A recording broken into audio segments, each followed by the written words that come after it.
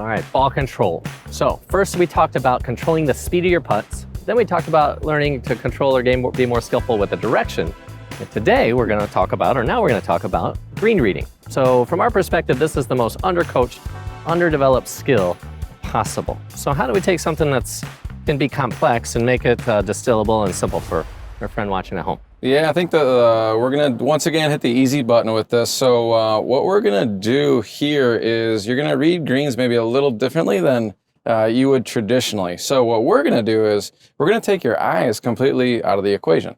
So golf course architects, what they always try to do when they build greens is they're trying to build up mounds and stuff behind the greens to make it look like your putt is going to break the opposite way of what it actually does. So every time you guys are playing golf, there's tons of optical illusions built in on putting greens. So we're going to take that completely out of the equation. But no eyes. No eyes. No eyes at all. Okay. So what we're going to do is we're actually going to learn to use your feet in order to feel what we call is side tilt. You're trying to feel whether or not you're tilted one way or the other, and then we're going to begin to quantify this ever so slightly. Got it. So we want to use the side tilt. So how would you go about like walking somebody through it if they were on the putting green? What would you have them do? So now the one part of the putt that's going to break the most is the middle third. So what you're going to do when you're making your reads is you're going to basically walk into the middle third of the putt. You're going to roughly face the hole. So you're going to kind of straight out a line between your golf ball and the hole. And you're just going to feel around that middle third, and you're just going to kind of start to experiment with which way you're tilted. Okay, so on this putt, this is about when the middle third would begin. So I'm going to start to face the hole, and I'm going to try to feel which way I'm tilted. So right now, I feel like I'm tilting this way. So now I know when I hit this putt, the ball's going to curve that way.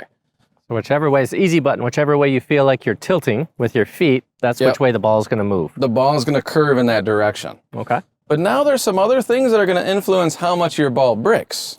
So one of the things that we have to take into account for how much this ball is going to break is the length of the putt. So longer putts break more, shorter putts break less. Some other things that you're going to want to take into consideration here would be the speed of the green. The faster the putting surface, the more the ball breaks. Yes. The slower the putting surface, the less the ball breaks. And then there's one other thing we have to take into consideration here, and that would be uphill and downhill. So the downhill putt is going to break more, the uphill putt is going to break less. So those are some things that we need to kind of keep in the back of our mind when we're trying to determine how much this ball breaks. So now when I'm looking at this putt right here, it's kind of a long putt, and I was tilted that way. So since it's a long putt and I'm tilted that way, it's probably going to curve a decent amount. And then I'm also looking at the uphill downhill part of this.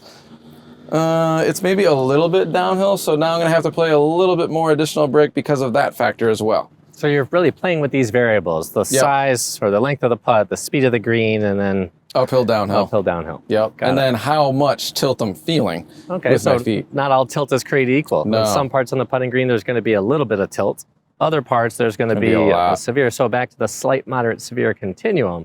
Yep. How much or how little tilt are you feeling at that moment, whatever putt you're facing? You got it. Okay. So do you want to show us the putt, and we'll see how much this one actually curves? So you know you were tilted to the right. It's a long putt downhill, so we expect this one to curve quite a bit.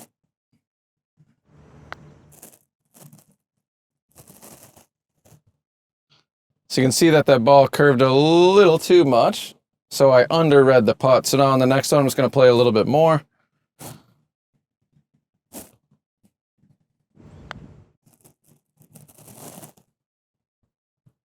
That one didn't have the speed that the first one did, but you just continue to be playful with these things. So a little bit more left, a little bit more speed. There we go. Uh-oh, uh-oh, uh-oh. Ooh, good putt. It was closer. Yeah, so back to being playful and not trying to be perfect. So we know that green reading is the complex. There's a lot of moving pieces, so we want to hit the easy button. How much side tilt are you feeling? Understanding that there's no perfect, there's no consistent, there's no fix. There's just side tilt and then longer putts versus shorter putts. Uphill versus downhill. And then there was one more. The green speed, fast greens and slow greens. That's so as long as you're starting to understand what influences break and then begin to start to feel side tilt, you'll start to become a better green reader. Now, if you really want to become a skilled green reader, the one thing that we would recommend that you do is go seek out an aim point certified instructor.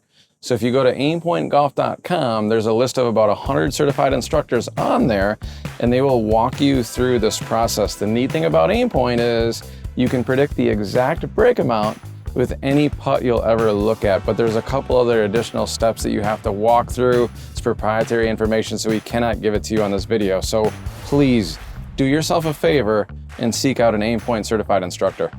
Very good. So if you can get better, and you can, at controlling the speed of the ball, the direction or the start direction of the ball, and then make some educated reads, you'd be shocked at how much that'll help your understanding, your know-how, your skills, lowering your scores. So keep up your training, and we'll look forward to seeing you soon.